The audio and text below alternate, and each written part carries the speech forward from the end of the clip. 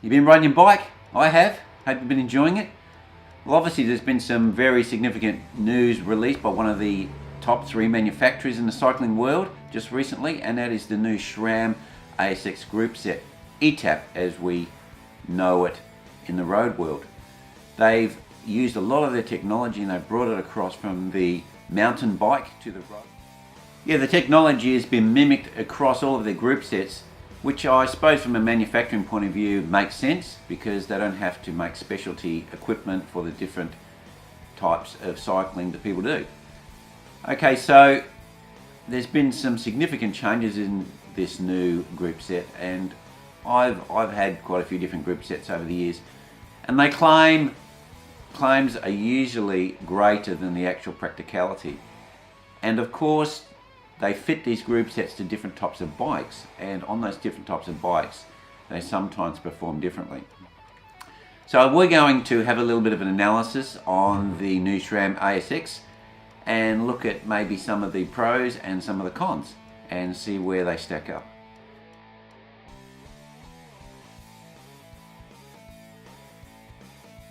Let's look at what's good on the new SRAM eTAP, or the AXS as now they're calling it. One of the great things that I think SRAM have a huge advantage over the other manufacturers is because it's a wireless system.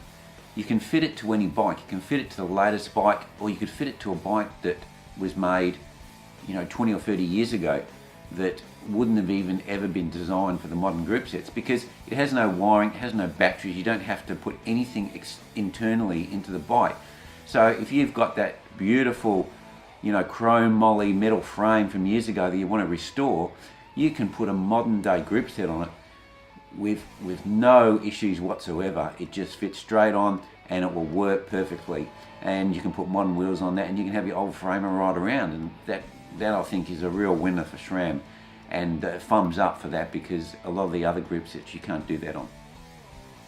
SRAM have also made the decision to offer rim brake technology, and this is great as well because for the same reason I just mentioned, you can actually fit this group set to older frames. Not everyone wants to ride the latest bling carbon bike with double mounts or the new disc brake technology.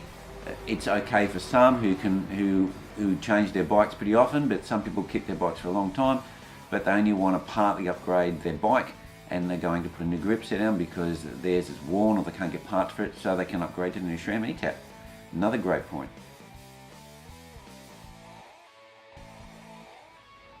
They've added a viscosity type device, from what I can make out, to the rear derailleur. This is a really great thing because we go over potholes and things, and you do get chain slap, especially if you're in the smaller gears at the back. You've got quite a lot of chain there, and the derailleur can bounce, and you can get your chain, can even sometimes flick up and jam in between your frame and your front chain rings. So this dampener idea, I reckon, is a great move forward, and it will help prevent that.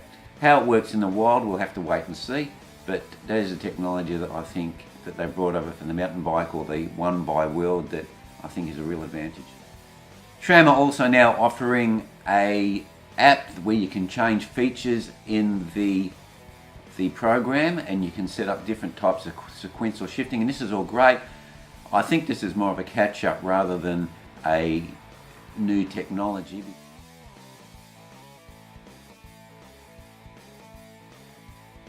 Right, now we get to the cons. Now when we talk about all group sets, they all have cons. Sometimes that might be just that the new design doesn't allow you to use your old stuff or whatever. Sometimes technology goes that way.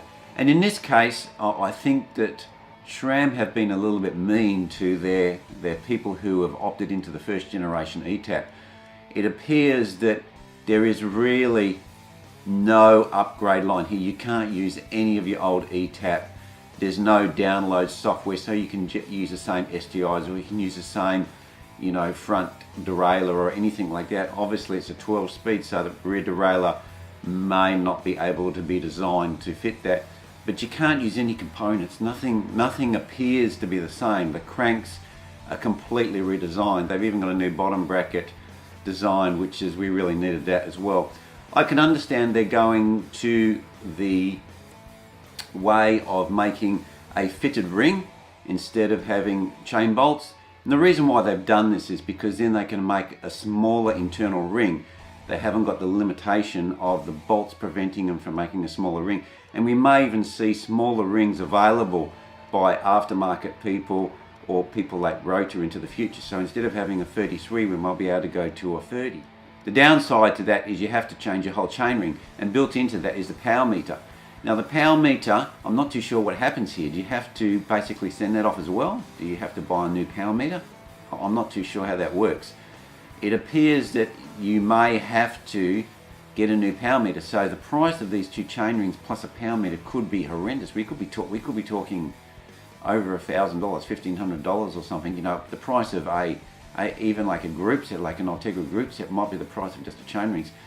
That is a bit of a con, I reckon, and you know, for people who want to maintain their bikes, that's getting a bit crazy. The other thing I feel that's a bit disappointing with SRAM is that when I had my SRAM mechanical 10-speed, it had a very, very quick, fast shift, and I actually like the feel of that. I like the feel of the SRAM mechanical shift.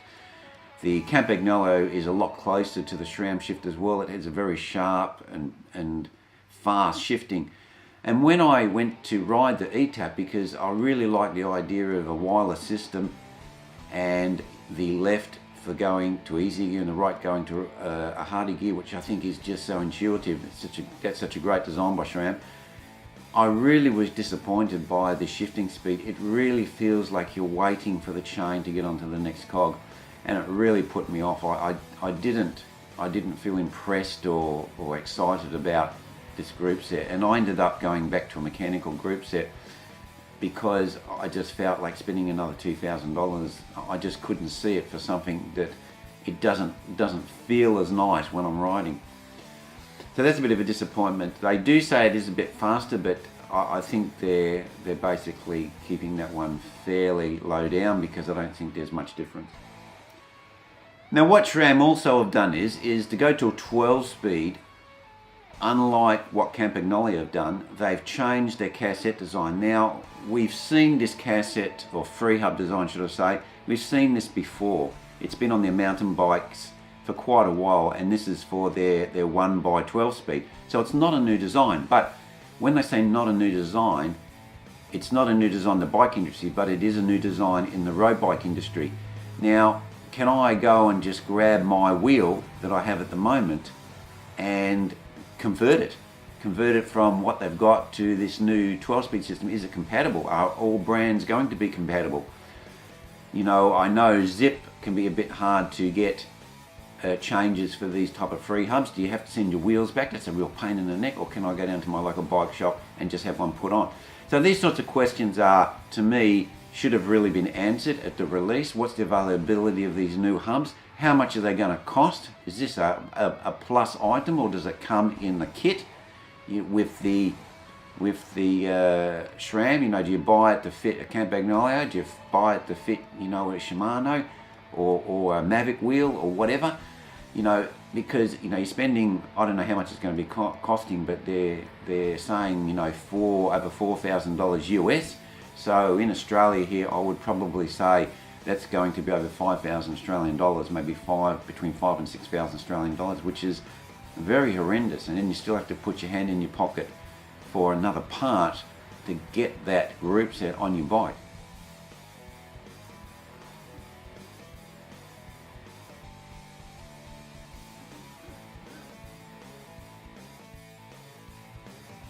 Okay, now one of the very big significant changes to this new group set, which the manufacturer has gone for, which I believe is really quite adventurous on SRAM's behalf. what they've done is they've gone to completely new chainring standards and completely new rear cassette standards. And the reason why they've done this is because they already had a one-by system for their mountain bike, which basically is, I've got the cassette here. What they've done is they've just, this little screw-on thing that we all know of, our locking nut, that screws on the cassette at the front, which holds our 11 gears in place. They've changed this to a cog. So the actual thing that screws on to the freehub is actually an extra cog, which they've made a 10-speed. Now, this is a great idea. I mean, you know, you're using the locking nut as another gear, and it utilises the space you've got there to maximise your ability to put another cog in. Now, the downside to this is that cog has to be a 10 cog. All right, SRAM are not offering 11 cog or a 12 cog or any other cog. So basically what's happening is we're just adding that 10 cog to an 11-speed cassette. So if people are talking about having narrower gaps between the gears, this is just a complete myth, because the cassette from 11 onwards is the same. So if I just say I had 1128, which is one of the cassettes they're offering, my old 11-speed 1128 is going to have exactly the same spacings as the new, 1028, because the 10 is just another cog in front of the 11. So we're not really getting closer spacing with our 12-speed. It's kind of like a 12-speed, but we've added a extra cog on the front. Now, to compensate for that 10 cog that they've got out the back there, because if we had like a normal front crank, like a 5339 or a 5034, the 10 cog is just such a tall gear. If you actually go and look at the ratios, for us mere mortals, we just can't push those sorts of gears. So what they've done is, which is actually, I have to give it to SRAM, they've redesigned their front chain rings to basically incorporate this 10 cog. Okay, so they're bringing those size of those front chain rings down to make the 10 cog work like the old 11 cog did.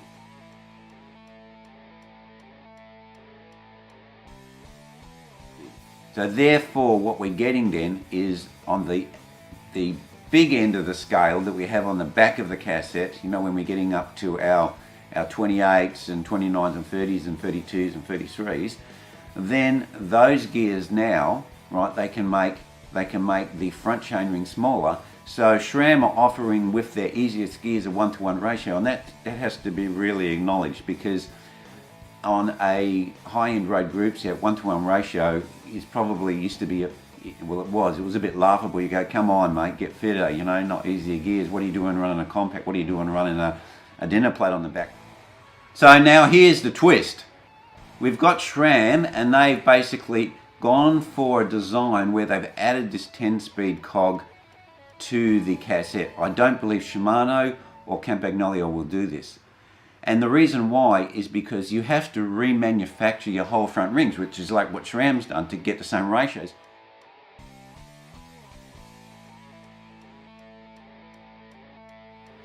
That ratio that we're getting from the 10 cog, I understand the design criteria in the 1-by, and I think that's where SRAM's come from, because they did actually say at one time, SRAM, we're never going to make another 2-by, but they've gone back on that. Now the reason why I don't believe the other manufacturers will go down this path is because a 10 cog really has very little chain engagement. It's a very inefficient cog. Even the 11 speed's not that efficient, and we're going to even smaller cogs. So how much change engagement we have, and this will also put extra stress on the chain at those fewer links. Now we've also made the chain rings on the front smaller. Now this makes SRAM very unique now. We're not like, the SRAM can really fit in or is compatible with Shimano like it was years ago. It's like this going to this whole new system. We've got a new freehub we need to buy. We need to have specialty cranks. We've even got a new bottom bracket design. And this is where I think that SRAM may have made a mistake. And this system may be flawed, because we're limiting the ability of their group set to be variable because of that 10 cog, and they're tied into that 10 cog. They can't make that 10 cog an 11 cog or 12 cog, and I believe that's because of where it is. their size and the design of it being that it holds the cassette on. They're locked into that. Now, the other companies might go to 12 speed, and then their 11 cog could be 11 cog or even a 12 cog. They're designed to do that. And what it means is they're going to have smaller spacings between the cassettes. And also, if you buy the traditional type designs, there's a lot of aftermarket products and chain rings and everything like that for them. And this is where I think SRAM may in one breath you can say, yeah, it works, a great idea, and they've allowed for their 10-speed cog in their gearing. But on the other hand, because it's completely different to anything else we've seen on the market, it may be too unique, and this design may be flawed.